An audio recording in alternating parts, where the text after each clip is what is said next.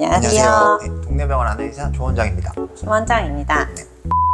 보톡스를 사실은 제가 하자고 하긴 했어요. 근데 사실 저는 뭐 보톡스 잘 몰라서 제가 요즘에 치료를 받고 있는데 너무 좋은 거예요. 만성 두통이 있죠. 두통이 있고 두통 얘기는 사실 여러 번 했던 것 같아요. 늘 막 왜 저 맨날 목이 아파요, 뭐 등이 아파요 했던 그 저의 위치가 있어요. 개원하고 또 일이 많아지고 잘 못 쉬고 그러니까 이제 두통의 빈도가 좀 계속 늘어나는 것 같은 거예요. 그리고 약이 항상 제 옆에 있어요. 근데 약을 먹는 빈도도 너무 계속 올라가는 것 같고 그래서 막 조원장님한테 얘기하기도 하고 때로는 시간이 될 때는 도수치료할 때도 있었고 충격할 때도 있었고 이제 다 했는데 주사를 조원장님 놔주고 계시는데 딱 저는 아픈 부위가 되게 명확하게 있거든요. 그 부위로부터 시작되는 두통이 있어요. 몇 개월 단위로 지금 맞는데 그러면서 약을 먹는 빈도가 되게 줄어들어서 저희가 지금 하고 있는 치료에 대해서 설명드리려고 하자고 미용이 아닌 보톡스 뭔가요? 너무 재밌는 역사가 역사. 되게 많더라고요. 보톡스라고 하는 거는 클로스트리움 보툴리눔이라는 어떤 세균에서 이제 기원을 한 건데 거기서 시작된 말이에요. 보툴리즘이라고 하는 것 자체가 어떤 증상이었죠. 막 신경이 마비가 되고 근육이 힘을 막 못 쓰는. 근육이 힘을 못 쓰고 그런 병을 1800년대 독일에서 갑자기 막 대유행이 된 적이 있대요. 부패한 햄. 그래서 보툴리눔이라는 어원 자체가 거기에서 사는 거죠. 라틴어로 썩은 소세지, 검은 소세지 막 이런 뜻이 있대요. 그거를 이제 막 연구하기까지 뭐 독일에서 좀 시작이 되고 뭐 벨기에에서도 이제 어떤 의사가 뭐 그거에 대해서 연구를 막 하기 시작하면서 이때 발견된 균이 이 보툴리즘 증상을 가진 환자들의 몸에서도 발견되더라. 뭔가 있지 않을까라고 연구가 막 이제 시작이 된 거예요. 보톡스라는 이름은 사실은 상품명인 거죠. 미국 회사의 네. 어떤 약의 상품명. 상품명인데 일반화되게 사용이 되고 있고 우리나라는 회사가 이제 몇 군데 있는데 세균을 구해와서 배양을 잘해서 국산 제품도 있습니다. 신경이 근육에 이렇게 들어가는 모터 포인트가 있어요. 신경이 근육에 들어가서 전달 물질을 분비를 하게 되는데 그 전달 물질을 차단을 하는 거예요. 근육이 마비가 되게 되는 거죠. 쉽게 말하면 그 근육이 힘을 못 쓰게.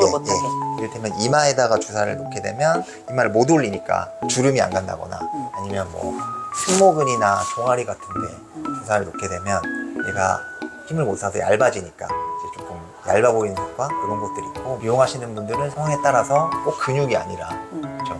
얇게 얇게 만들어주기 위한 그런 데도 여러 군데 활용을 하시는 걸로 알고 있습니다. 여러 책을 좀 봤는데 되게 무궁무진하게 많이 쓰이고 그렇죠. 있더라고요. 네, 너무 쓰이는 범위가 많고 제가 봤던 책에 이제 써놓은 표현 보면 매직과 같은 약이었다고 말씀을 하세요. 처음에 시작은 무슨 과에서 시작을 했는지 아세요? 무슨 과에서 시작했나요? 안과에서 시작을 했어요. 연구 기간이 진짜 길어. 거의 막 80 몇 년 동안 이거를 막 연구를 해서 이제 이게 약간 근육을 못 쓰게 만드는구나 요거를 안 다음에 안과에서 먼저 눈 옆에 떨림, 사시가 있는 원숭이한테 먼저 해보고 효과가 있는 걸 보고 이제 안과에서 먼저 가지고 온 건데 또 미간 주름이 싹 펴지는 거야.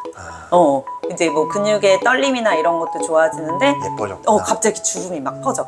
그래서 어떤 안과 선생님이 남편이 피부과 선생님인 경우가 있어요. 두 부부가 그래서 이거다 해가지고 더 연구를 이제 활성화시켜서 미용에도 이제 도입을 하게 되고 그러면서 이제 잘 쓰게 된 데까지는 별로 안 됐더라고. FDA 승인을 미용 목적으로 받은 거는 2002년. 미용은 이제 너무 많이 알고 계시니까 그거 말고 뭐가 있나 찾아봤더니 진짜 많아요. 맞지. 정말 획기적인 게 보톡스의 장점은 장점이다 단점인데 영구적이지 않아요. 그래서 이게 조금 어떤 부작용이 발생을 할 수 있잖아요. 그것도 조금 기다리면 괜찮아진다.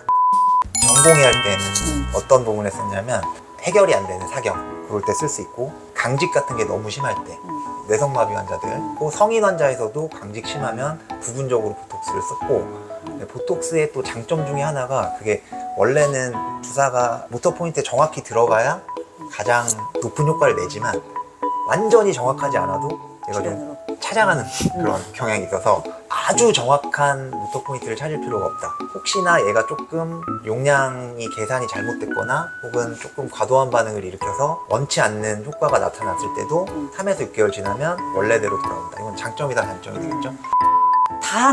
다한증에도 많이 쓰고 있다 그러고, 그리고 요실금.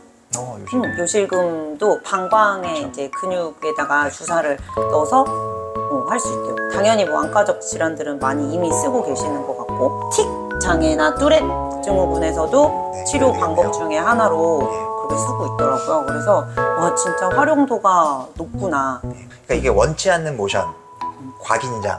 그러니까 내가 원하지 않는 근육에 긴장이나 움직임이 있을 때는 그냥 물리적으로 그거를 없앨 수 있는 그런 하나의 옵션이고, 그다음에 잘못되더라도 3개월 좀 괜찮아진다. 그리고 테스트 목적으로도 쓸 수 있죠.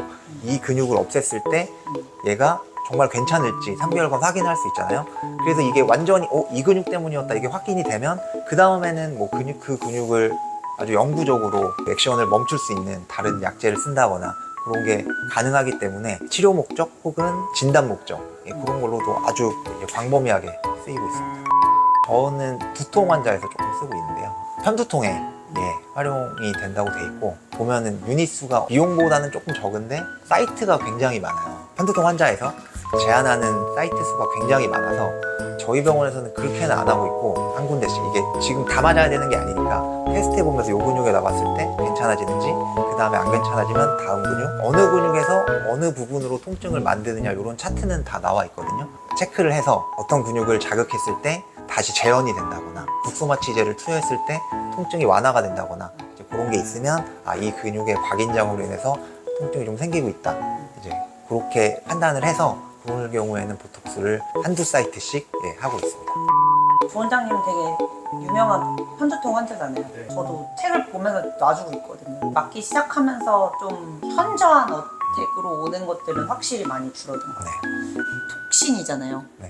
독이란 말이에요. 그래서 되게 무섭더라고요. 읽다 보니까 이제 적절한 용량으로 안전하게 사용하는 게 좋은데, 저의 걱정은 좀 그거였거든요. 이게 내성이 생길 수 있다. 제가 지금 맡고 있는 용량으로는 특별히 막 그럴 것 같진 않더라고요. 두통 목적으로 놓을 때는 근육이 다 작아서 큰 유닛이 들어가진 않으니까. 종아리 보톡스나 큰 목은 이런 데는 들어가는 그런 용량이 많으니까 이용하시는 선생님들도 정말 뭐 결혼 전 정말 중요한 이벤트 있을 때 하고, 그리고 실제로 삶을 살면서 필요한 근육 있잖아요. 승모근 필요해요. 종아리 근육도 사실은 필요하단 말이에요. 걸을 때 그런 게 약화되면 예뻐지긴 하지만 좀 힘들잖아요. 힘들어질 수 있고, 팔이 안 올라간다거나 혹은 뭐 걸을 때 굉장히 힘들다거나 그런 게 생길 수 있기 때문에 아주 제한적으로 하시는 걸로 알고 있습니다. 두통 보톡스를 찾아보시면 굉장히 많아요. 뭐 승모근의 양쪽에 3개, 뭐 후두부에 뭐 6개씩, 이마 근육에 뭐 6개, 굉장히 많은데 그거를 한 번에 다 하시는 분도 계시지만 저는 그렇게 하지는 않고요. 체크해서 한두 군데 혹은 초음파 보고 정확하게 놓고 그런 거 하고 있습니다. 거기서 제한된 근육 말고도 두통을 일으키는 걸로 알려진 전통적인 근육이 있거든요. 목에 붙는 OCI라던가 그런 근육에는 큰 액션을 하지 않아요. 아주 조그만 근육이어서. 그래서 그런 데는 주사를 놓으면 드라마틱하게 좋아지는 경우가 있는 것 같아요. 지금 생각나는데 치과에서도 쓰세요. 이가 심할 그치. 때. 그거는 중환자실 환자에서 이 엄청 가는 환자들, 그런 사람들한테 써요. 이가 다 막 빠질 정도로 갈거든요. 강직 때문에. 그럴 경우에는 보톡스 사용합니다. 한 가지 보톡스만 사용을 하면 내성이 생길 수 있지 않나, 이게 사실 최근에 되게 이슈더라고요. 근데 그래서 약간 종류를 약간씩 돌려가면서 쓴대요. 거기에 붙어있는 단백질들이 조금씩 다르면 몸에서 인식하는 게 조금 달라져가지고 조금 다르구나. 이제 회사가 그렇게 많나? 그렇진 않은데 그래도 몇 개 돌렸을 때 그래도 돌려 쓰는 게 낫다. 그치. 보톡스도 옛날보다는 가격이 많이 내려왔어요. 그래서 뭐 비용 부담이 아주 크진 않지만 어쨌든 실비도 됩니다. 증상이 있어서 두통에 대한 보톡스 치료를 하는 거는 비용이 아니고 미용이 아니기 때문에 적용을 받을 수 있고요. 뭐 여러 군데 하시는 선생님들도 그거를 받을 수 있고, 저희는 그렇게 많은 용량을 한 번에 하진 않기 때문에 비용 부담이 그렇게 크진 않습니다. 너무 자주 맞으면 안 돼요. 그렇지. 3개월 정도의 지속 기간이 있으니까 그걸 이제 조금 지키면서 맞는 게 오랫동안 이 녀석이 가진 장점을 최대한 쓸 수 있는 거니까요. 뭐 미용 목적으로 하든 아니면 이렇게 증상 때문에 하든 간에 너무 가까우면 안 돼요. 보톡스를 맞으신 이후에 문제가 있으신 분들 있잖아요. 근육이 좀 불균형이 생겼다거나 그러신 분들도 딴 거 하지 마시고 그냥 기다리시면 이게 해결이 되기 때문에 너무 조급해 하실 필요는 없다. 오늘도 저희 동네병원 아는 의사 채널을 시청해 주셔서 감사합니다. 감사합니다.